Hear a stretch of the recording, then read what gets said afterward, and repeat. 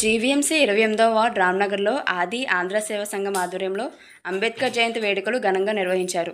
సంఘం అధ్యక్షులు కండిపల్లి అప్పలరాజు ఆధ్వర్యంలో నిర్వహించిన ఈ కార్యక్రమానికి బీసీ నేత మార్గాని వెంకటేష్ హాజరై మాట్లాడారు. అంబేద్కర్ ఆశయాల్ని కొనసాగించాలని కోరారు. కార్యక్రమంలో వైసీపీ నేత పల్లా దుర్గారావు, టీఎన్టీయూసీ నేత ఆల్సీ అప్పలనాయుడు, సిఐటియు నేత ఎస్వి రమణ, సంఘం ఇతర సభ్యులు పాల్గొన్నారు. వీళ్ళందరూ అంబేద్కర్ విగ్రహానికి పూలమాల వేసి కేక్ కటింగ్ చేశాక అనంతరం మీడియాతో మాట్లాడారు.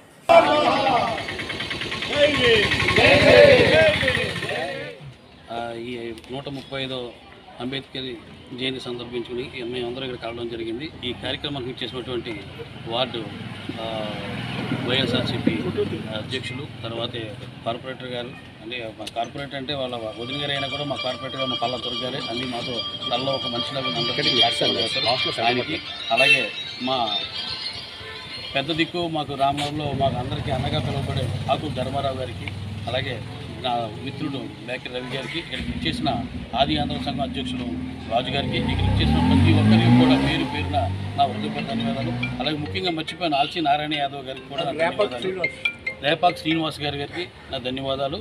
అలాగే ఈ కార్యక్రమాన్ని పిలిచిన మీ ఆది ఆంధ్ర సంఘం వాళ్ళందరూ కూడా పేరు పేరుదని ప్రతి కార్యక్రమాన్ని పిలుస్తున్నారు. అలాగే మీరు మంచి కార్యక్రమాలు చేయాలి, జయంతి వర్ధంతి కార్యక్రమాలు దిగ్విజయంగా చేస్తున్నారు. అలాగే చాలా మంచి కార్యక్రమాలు మీరు అందరూ చేయాలని మనస్ఫూర్తిగా కోరుకుంటూ, అంబేద్కర్ గారు ఇచ్చిన అటువంటి ఒక్క హక్కుల్ని మనందరం కూడా జాగ్రత్తగా కాపాడుకోవాలి.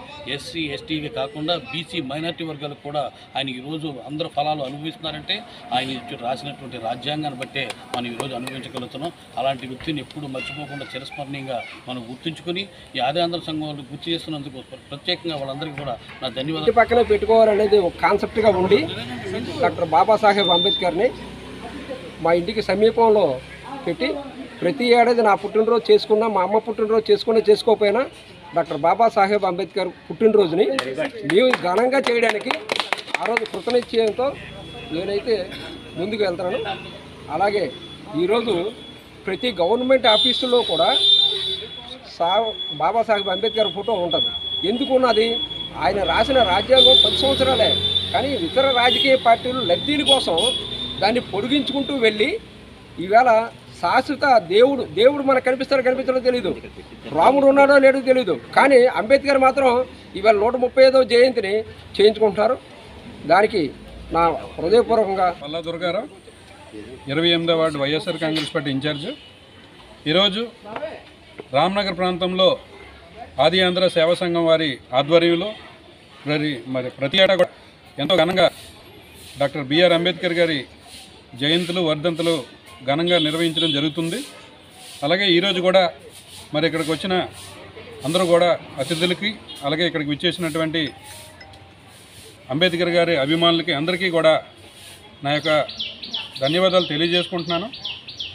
డాక్టర్ బిఆర్ అంబేద్కర్ గారు బహుజనుల కోసం, గిరిజనుల కోసం, అట్టడుగు వరకు ప్రాంతాల అందరూ ప్రజల కోసం కూడా ఆయన మేలు చేసే కార్యక్రమాలు ఎన్నో కార్యక్రమాలు చేశారు.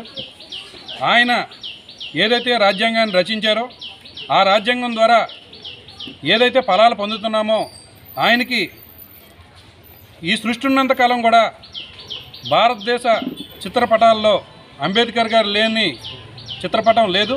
మరి అలాంటి మహనీయుడికి మనం ఎంతో